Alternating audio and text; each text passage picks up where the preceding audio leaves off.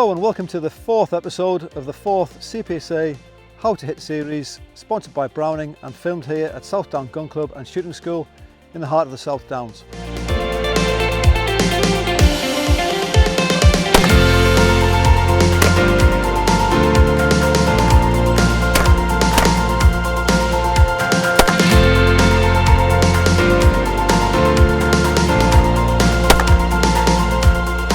In this episode, we're going to concentrate on movement in the hoop, primarily on the single targets. We're going to cover pairs and movement on pairs in the next two episodes.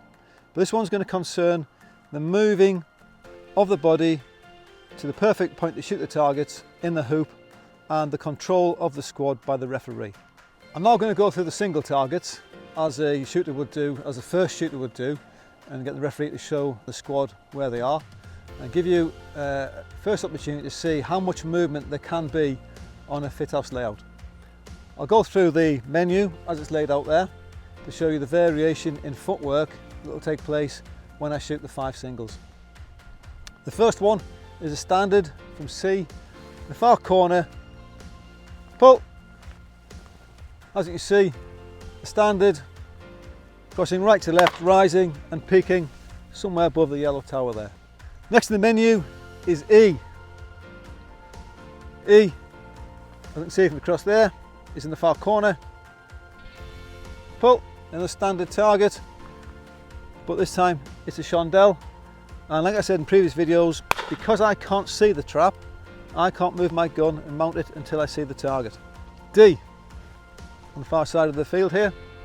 Pull, another standard target, rising left to right and peaking above the trees in the far corner of the field. B, another trap I can't see. Pull, and there we have an edge on teal. And round to A on the left. Pull, there we have another MIDI from the left and curling away from me. So as you can see, as I moved around there, there's an awful lot of movement I'm going to have to do.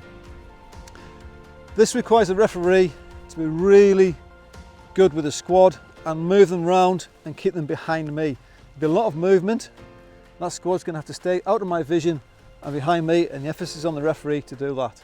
I'm now going to run through the menu and shoot each target as a single. C, pull. Shot that one exactly where I wanted to, at the peak or just after.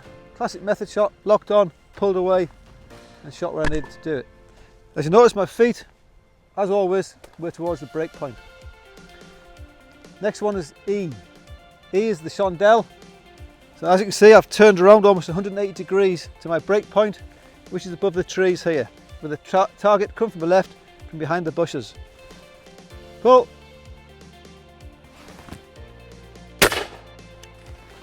Again, taking exactly where I wanted to at the peak. I couldn't move the gun till the target appeared, locked on, pulled ahead and shot.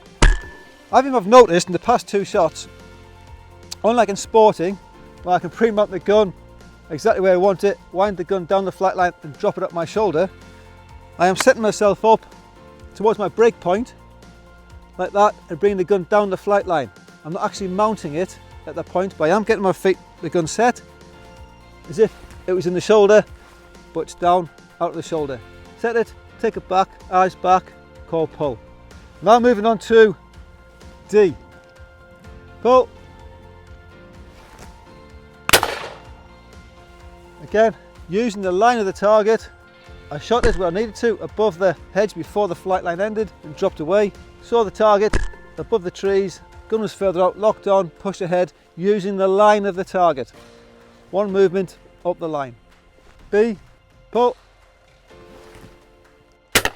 That one there, edge on, MIDI, rising and slowing. Let the clear go past the barrel and smoothly took the gun to it, shooting it just before the peak. And round to A on the left, pull. And again, another method shot.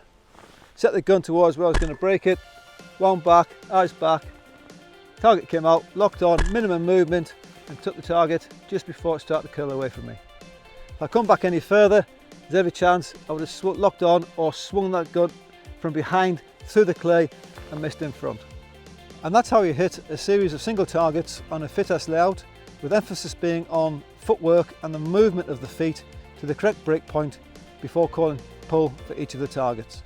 In the next episode, I'm going to work on the movement of the feet in pairs. This time you will see there's a lot more movement needed than English Sporting.